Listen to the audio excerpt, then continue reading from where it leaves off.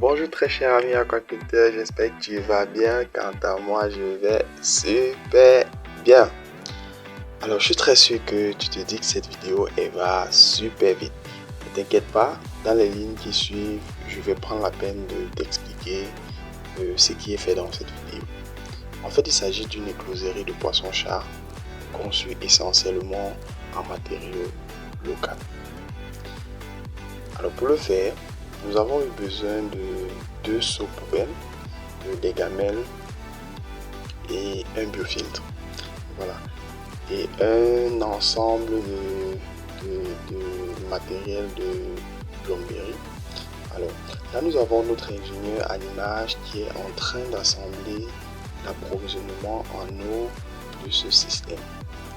Alors, il fixe les tuyaux de diamètre 22,5 avec des vannes, voilà, qui vont permettre d'approvisionner chaque bassin d'incubation comme les bassins de sédimentation. Nous observons en image, chaque bassin d'incubation a sa propre vanne qui permet de contrôler l'arrivée de l'eau dans le bassin en question. Voilà.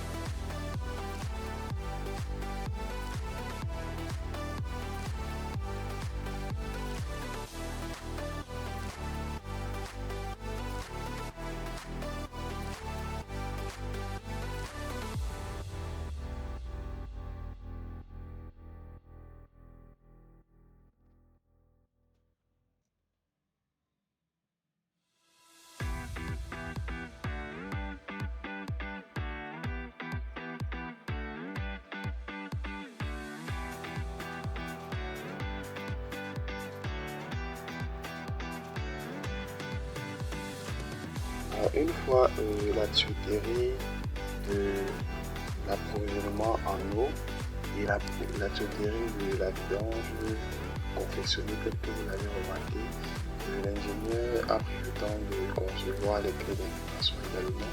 Et le système est conçu entièrement pour être démontable facilement.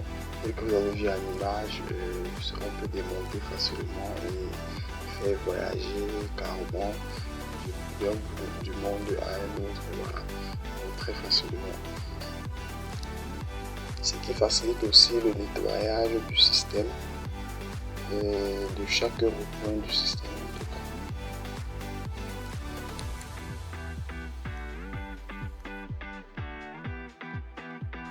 Alors, comment fonctionne le système?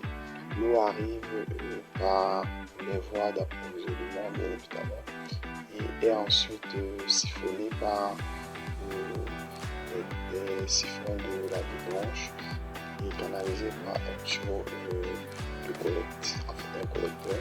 Par la suite, cette eau est reversée dans un bac de filtration, première filtration à base de tapis japonais. Et par la suite, la même eau redescend par gravité dans le filtre biologique. Et enfin, va dans le deuxième bac où se trouve la pompe, et cette pompe se charge de pomper cette eau et renvoyer dans les bassins d'incubation afin de fermer un circuit fermé. Et il est aussi important de rappeler que le système est conçu de façon à pouvoir fonctionner à la fois en circuit fermé comme en circuit ouvert selon le temps et selon la convenance du technicien ou alors de l'utilisateur.